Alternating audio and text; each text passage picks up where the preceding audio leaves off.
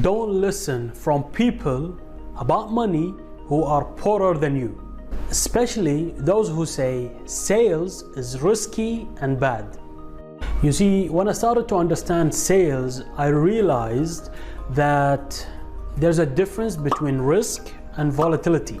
When I first graduated from school, I worked in the travel industry in UK in the kind of sales department, but then the job after that I took as a sales manager, which I dig deep and I dive into what really sales is theoretically and in practice. I realized that there are jobs which are volatile but not risky, and there are jobs which are not volatile but very risky. So I realized there's a difference between them, okay? They are opposite each other. So that means their true nature is opposite each other, and it makes total sense. I worked in the FMCG industry, which is the fast moving goods industry in the supermarkets. When I took that job, you know, like Snickers, Bounty, Twix, chocolate, even soaps, personal beauty, a lot of juice products, all these products you get to see in the supermarket, I was the one managing it in one of the biggest stores in Kuwait. I had targets to hit. I gotta make these sales, I gotta keep the shelves full, and I gotta manage the whole thing from A to Z, which was definitely not easy, especially coming from a family who knows zero about sales. So volatile, what it means is it's very fast moving. It goes up and down, and we all know that sales is just like that, because that's how the real market is in the real world.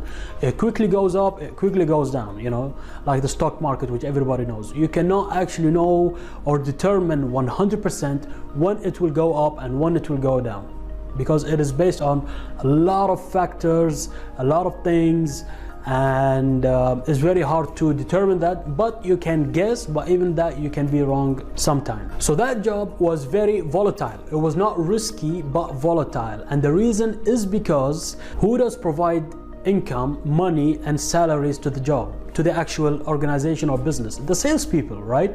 So the salespeople are those who bring the bread and butter to the actual firm, and everything else is simply just decoration. So they get the most value, the most pay, but they have the most stressful jobs because it's very pressure. It has a lot of pressure because it moves very high. The sales go really up and it goes really down. That's why the turnover rate in employees goes really volatile. A lot of people gets employed and a lot of people leave, and then they have gap, and then they recruit a lot of people in order to fill that gap, but once again they can't handle the pressure and then they quit the job, that you see. So it's very volatile, just like the sales itself. That's how the industry is, that's what they're expecting, and that's how it is. But then after that job, when I decided to jump into the banking industry to see how things are in that side, I came across employees who are at the archiving department. So all their job is just to organize files, just to scan papers,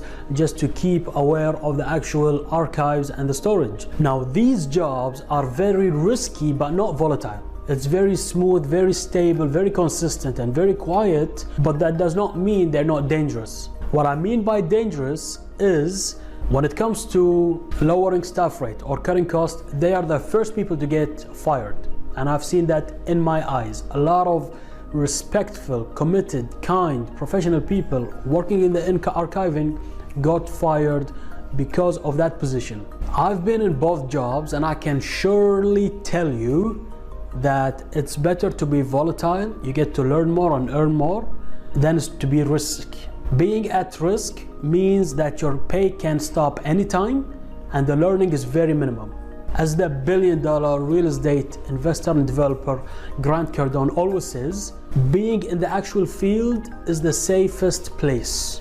You do not want to be the watchers. You don't want to be the people who's watching the game. You want to be in the actual game. And these jobs are the sales jobs, in the actual game. Why? Because it is the safest place. Why would you want to be somewhere not safe? We all want to be safe. Even if it's volatile, so what? At least it's more adventurous. Now we'll move into what is wealth. So wealth, I understood that it is not a number, but a ratio. Your income and your expense. If your income is higher than your expense, you are wealthy, period, full stop. If your expenses are higher than your income, even if you're making 100 billion a day, you're not wealthy. So let's say you know your income and you calculate that over till your retirement, and then you come up with this number, and then you subtract that from your expenses.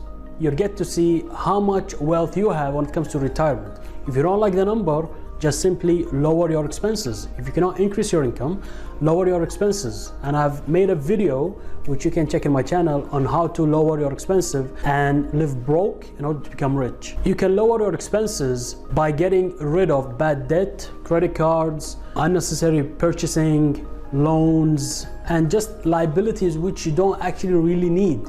Side note, Warren Buffett says the best place to invest if you do not have a lot of financial education is in the S&P 500 index funds, because the risk is very diversified, meaning low, and the return is definitely reasonable. So why I used to be poor? Number one, we spoke about understanding what wealth is. Number two is to track and not slack. Dan Penna said it best, the $1 trillion guy. Anything that can be measured can be tracked and improved. Daily tracking your bank account has been one of the single best ever advices that has been given to me in order to increase my income and lower my expenses. Every single morning, you might get afraid and have that fear of checking your bank account, but gradually, you're gonna be friends with it. Every single morning, before even checking your calls or mail, check your bank account. See where your spending is going. You won't even imagine where it is really going.